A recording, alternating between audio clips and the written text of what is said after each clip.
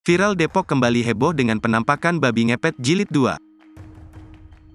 Warga Depok kembali dihebohkan dengan sebuah tayangan video di sosial media yang diduga babi ngepet.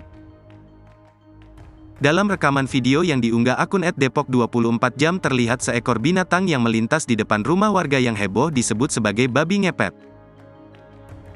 Peristiwa itu terjadi Selasa, tanggal 23 Mei tahun 2023. Dalam keterangan di akun tersebut tertulis kronologinya, tadi heboh di grup RW, karena ada tetangga yang melihat mirip babi, makanya langsung meminta CCTV beberapa rumah warga. Tapi itu masih praduga, karena pagi hari sekitar jam 3 pagi dilihatnya. Jadi masih cukup simpang siur. Baru heboh di grup RW saja.